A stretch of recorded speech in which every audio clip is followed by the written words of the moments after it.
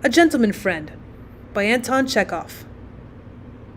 The charming Vanda, or as she was described in her passport, the honorable citizen Nastasia Kanavkin, found herself on leaving the hospital in a position which she'd never been in before, without a home to go to or a farthing in her pocket. What was she to do? Well, the first thing she did was to visit a pawnbroker's and pawn her turquoise ring, her one piece of jewelry. They gave her a ruble for the ring. But what can you get for a ruble? You can't buy for that sum a fashionable short jacket, nor a big hat, nor a pair of bronze shoes.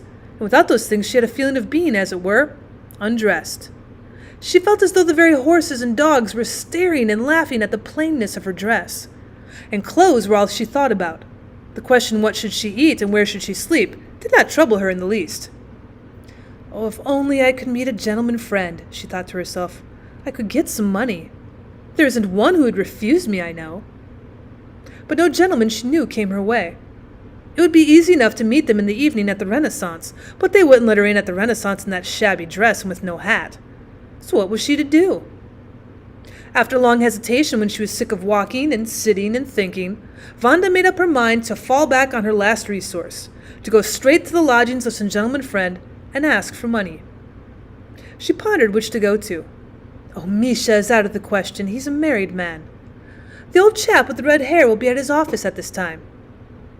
Vanda remembered a dentist called Finkel, a converted Jew who 6 months ago had given her a bracelet, and on whose head she'd once emptied a glass of beer at the supper of the German club. She was awfully pleased at the thought of Finkel. He'll be sure to give it to me, if I only find him at home, she thought, as she walked in his direction. If he doesn't, I'll smash all the lamps in the house. Before she reached the dentist's door, she thought out her plan of action. She would run laughing up the stairs, dash into the dentist's room, and demand 25 rubles. But as she touched the bell, this plan seemed to vanish from her mind of itself. Vanda began suddenly feeling frightened and nervous, which was not at all her way. She was bold and saucy enough at drinking parties, but now, dressed in everyday clothes, feeling herself in the position of an ordinary person asking a favor, who might be refused admittance, she felt suddenly timid and humiliated. She was ashamed and frightened. Perhaps he has forgotten me by now, she thought, hardly daring to pull the bell. And how can I go up to him in such a dress, looking like a beggar or some working girl? And she rang the bell irresolutely. She heard steps coming. It was the porter. Is the doctor at home? She asked. She would have been glad now if the porter had said no, but the latter, instead of answering, ushered her into the hall and helped her off with her coat. The staircase impressed her as luxurious and magnificent, but of all its splendors what caught her eye most was an immense looking-glass, in which she saw a ragged figure without a fashionable jacket, without a big hat, and without bronze shoes. And it seemed strange to Vanda now that she was humbly dressed and looked like a laundress or a sewing girl. She felt ashamed, and no trace of her usual boldness and sauciness remained.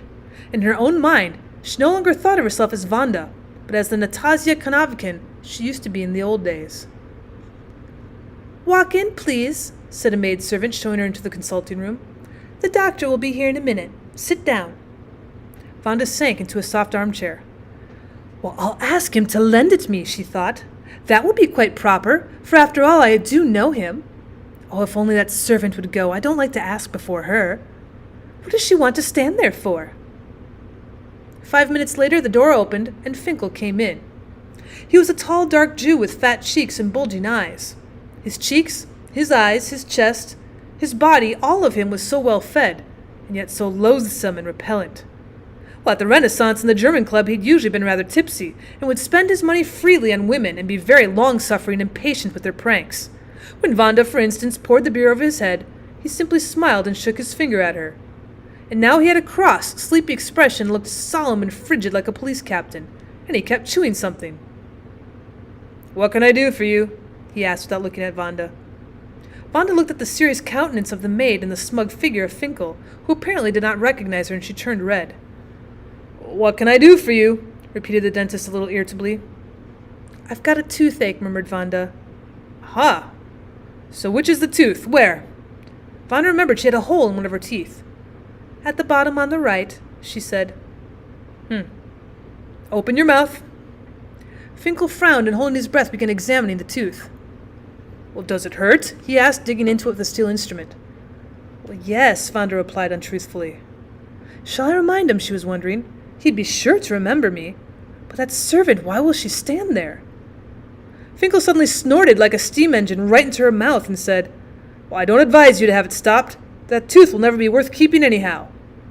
After probing the tooth a little more and soiling Vanda's lips and gums with his tobacco-stained fingers, he held his breath again and put something cold into her mouth.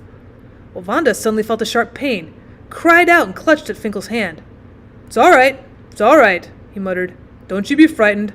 That tooth had been no use to you anyway. You must be brave. And his tobacco-stained fingers, smeared with blood, held up the tooth to her eyes while the maid approached and put a basin to her mouth. Now you wash your mouth out with cold water when you get home. That will stop the bleeding, said Finkel. He stood before her with the air of a man expecting her to go, waiting to be left in peace. Well, good day, she said, turning towards the door.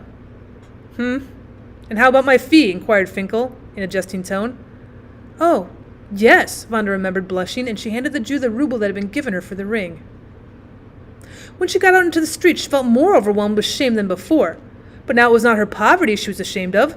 She was unconscious now of not having a big hat and a fashionable jacket. She walked along the street, spitting blood, and brooding on her life, her ugly, wretched life, and the insults she'd endured and would have to endure tomorrow, and the next week, and all her life, up to the very day of her death. Oh, how awful it is! My God, how fearful! The next day, however, she was back at the Renaissance and dancing there. She had on an enormous new red hat, a new fashionable jacket, and bronze shoes. And she was taken out to supper by a young merchant up from Kazan.